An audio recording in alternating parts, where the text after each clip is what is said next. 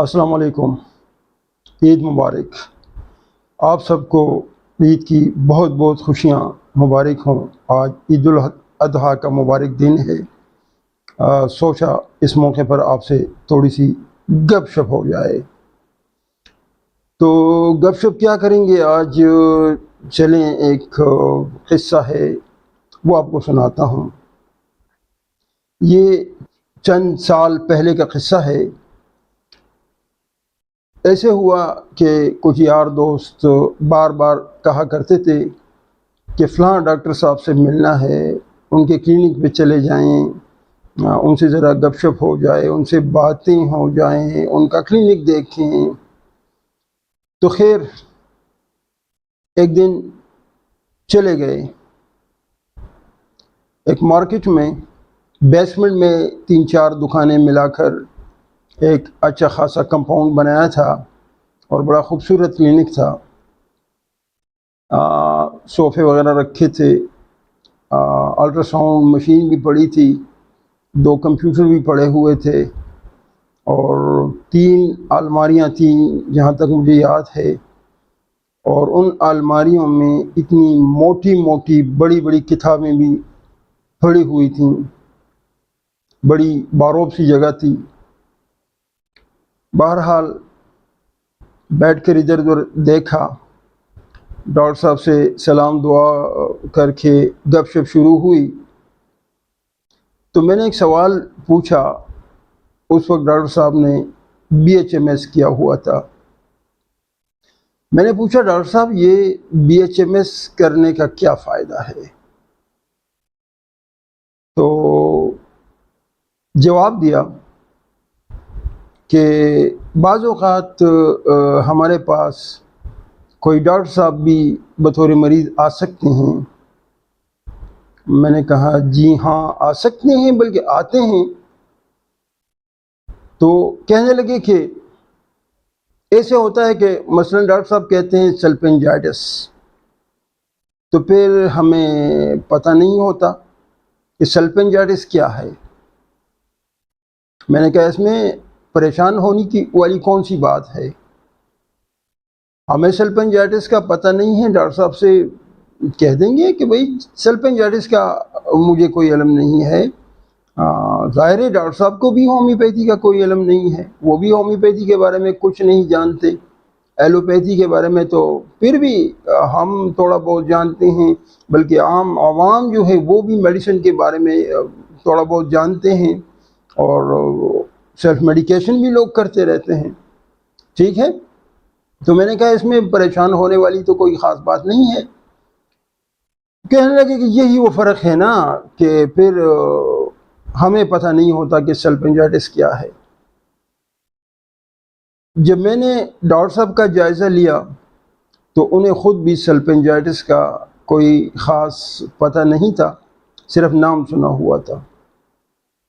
پھر میں نے انہیں باتوں میں انہیں تھوڑا سا سمجھایا گائنی میں سلپنجائٹس کیا ہوتا ہے اور اس طرح ENT میں سلپنجائٹس کیا ہوتا ہے۔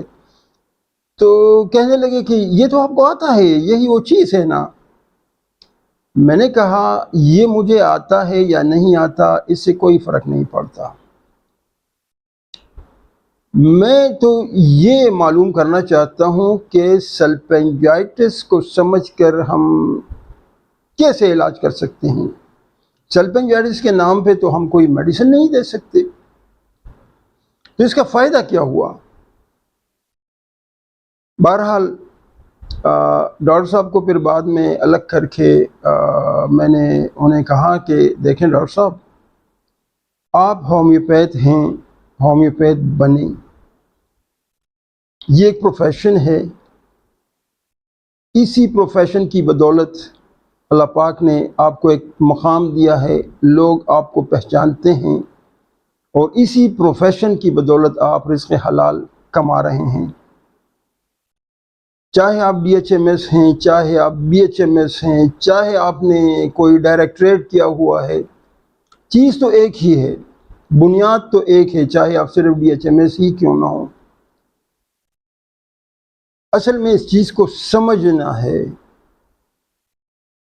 تو میں نے ان سے کہا کہ الٹراساؤنڈ وغیرہ ان چکروں میں نہ پڑیں اور سیدھے سادے صحیح معنوں میں ہومیوپیتھ بن جائیں، پھر دیکھیں کیا ہوتا ہے۔ ڈاکٹر صاحب کو اس وقت وہ باتیں کچھ اچھی نہیں لگیں، بہرحال ہم آ گئے، بات آئی گئی ہو گئی، کچھ عرصہ گزر گیا تو ایک دن سخت گرمی میں دوپہر کے وقت وہ ڈاکٹر صاحب میرے پاس آئے،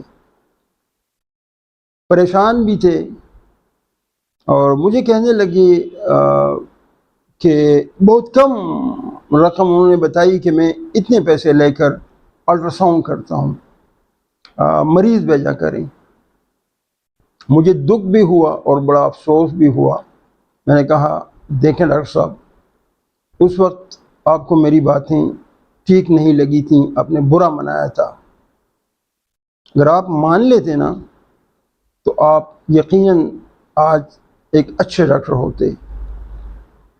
میرے پاس جو مریض آتے ہیں تو اکثر کے پاس 4 5 الٹراساؤنڈ پہلے سے موجود ہوتے ہیں،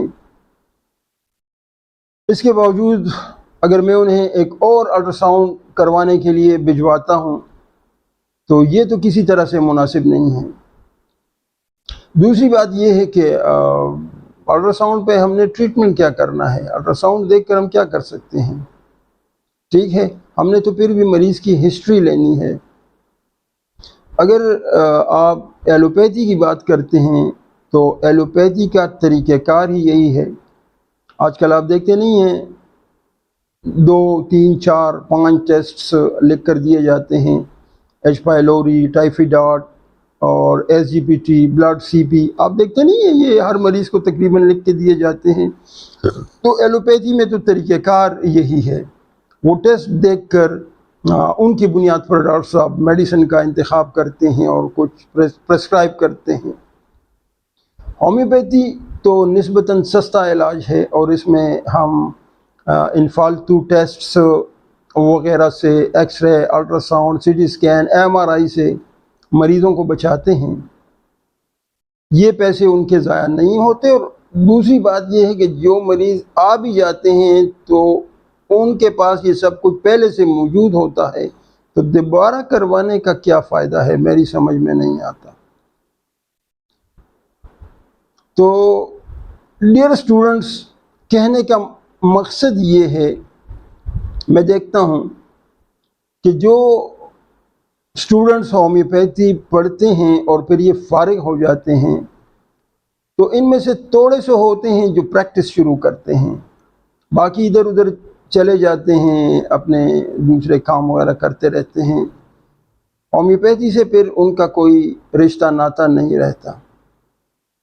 جو ہومیوپیتھی میں آتے ہیں، پریکٹس شروع کرتے ہیں، تو ان میں جو میل ہیں وہ ڈینٹسٹری میں کوئی ڈپلوما سرٹیفکیٹ وغیرہ کر لیتے ہیں اور پھر دانتوں کا ایک کلینک کھول لیتے ہیں، باہر بورڈ لگا کر اپنا نام لکھتے ہیں، ڈاکٹر بھی ساتھ لکھ دیتے ہیں اور دانتوں کے ساتھ کام شروع کرتے ہیں۔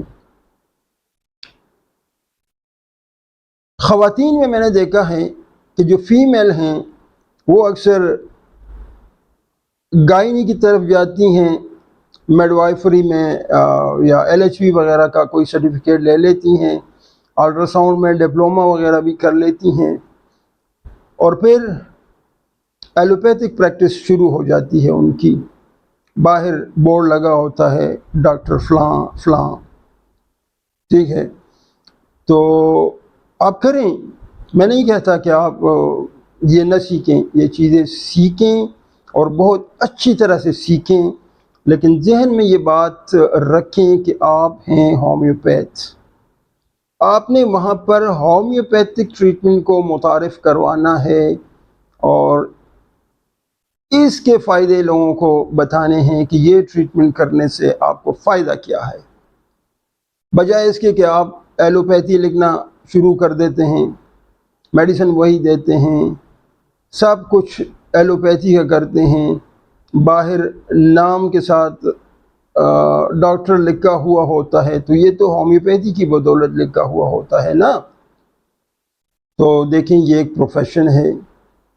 ہومیوپیتھی میں ایسی کوئی کمی نہیں ہے جس کی بدولت ہم پریکٹس نہ کر سکیں. جہاں تک میں سمجھتا ہوں کہ کمی اگر ہے تو وہ ہم میں ہے. ہمیں ایک بنیاد صحیح فراہم نہیں کیا گیا ہے، ہمیں صحیح طریقے سے پڑھایا نہیں گیا ہے، ہمیں سکھایا نہیں گیا ہے. تو ہمیں اپنے اوپر ٹرسٹ نہیں ہے، اعتماد نہیں ہے، اور ہم ہومیوپیتھک پریکٹس نہیں کر سکتے. اصل مسئلہ یہ ہے. تو بات یہ ہے کہ ہومیوپیتھی ایک زبردست پروفیشن ہے. آپ دانتوں کی میڈیسن تو ذرا دیکھیں نا، کیسی کیسی میڈیسن ہیں اور کیا کیا سمپٹمز ہیں ان میڈیسن کے، اور کس طرح کے خراب دانت آپ ٹریٹ کر سکتے ہیں. گائنی کو دیکھیں، کتنی زبردست میڈیسنز ہیں. آپ ذرا اٹھا کے تو دیکھیں، آپ ذرا اپلائی کر کے تو دیکھیں، آپ ریزلٹس کو تو دیکھیں، دل خوش ہو جائے گا. میں سمجھتا ہوں کہ ڈاکٹر تو وہ ہے جو اگر کسی مریض میں آپریشن کی ضرورت ہو بھی تو وہ جہاں تک ہو سکے، جہاں تک ممکن ہو اوائڈ کرے، کوشش کرے کہ میڈیسن سے کام چل جائے. ہر کیس میں نہیں کہتا، ہاں بعض دفعہ بالکل آپریشن کی ضرورت ہوتی ہے. جہاں تک الٹراساؤنڈ کی بات ہے تو میرا خیال ہے ہمیں الٹراساؤنڈ کرنے کی کیا ضرورت ہے.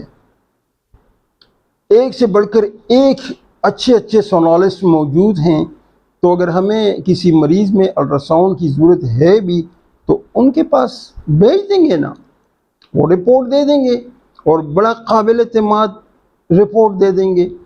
تو کیا ضرورت ہے ہمیں الٹراساؤنڈ پہ وقت ضائع کرنے کی جس کا کوئی فائدہ بھی نہیں ہے ہمیں. ٹھیک ہے. تو دیکھیں جیسے ابھی میں نے کہا نا کہ کمی اگر ہے تو وہ ہم میں ہے. ہمیں ایک بنیاد فراہم نہیں کی گئی ہے، ہمیں صحیح طریقے سے پڑھایا نہیں گیا ہے، ہمیں سمجھایا نہیں گیا ہے. تو مجھے ذرا فیڈ بیک لازمی دیں کہ آپ لوگوں کی کیا کمزوریاں ہیں میڈیکا میں، فلاسفی میں، کیس ٹیکنگ میں، ریپورٹرائزیشن میں. ٹھیک ہے، میڈیسن سارٹ آؤٹ کرنے میں کوئی بھی مسئلہ ہو تو اس کا فیڈ بیک ضرور دیجیے گا. انشاءاللہ میں بھرپور کوشش کروں گا کہ آپ کی وہ کمیاں دور کر دوں اور ساتھ ساتھ میں بھی سیکھ لوں. ٹھیک ہے. تو چلیں، اتنی گپ شپ کافی تھی. اسے ذرا سیریس لیں، یہ باتیں سنیں، ان پر غور کر لیں اور صحیح فیصلہ کر لیں. آپ نے اگر پریکٹس کرنا ہے اور آپ ہومیوپیتھ ہیں تو آپ نے ہومیوپیتھی ہی کی پریکٹس کرنی ہے، نہ کہ ایلوپیتھی کی یا کسی اور چیز کی. ہومیوپیتھی کا سہارا صرف آپ اس لیے لیتے ہیں کہ آپ اپنے ساتھ نام کے ساتھ ڈاکٹر لکھ سکیں. کوئی ضرورت نہیں ہے ڈاکٹر لکھنے کی. کیا فائدہ ہوا ہے آپ کے نام کے ساتھ اگر کوئی ڈاکٹر لکھ دے؟ میں نے تو کبھی اپنے نام کے ساتھ کہیں نہیں لکھا، میرا پیڈ بھی نہیں ہے. ٹھیک ہے. تو چلیں پھر گپ شپ ہوگی. خوش رہیں، آباد رہیں اور پڑھنا شروع کر دیں.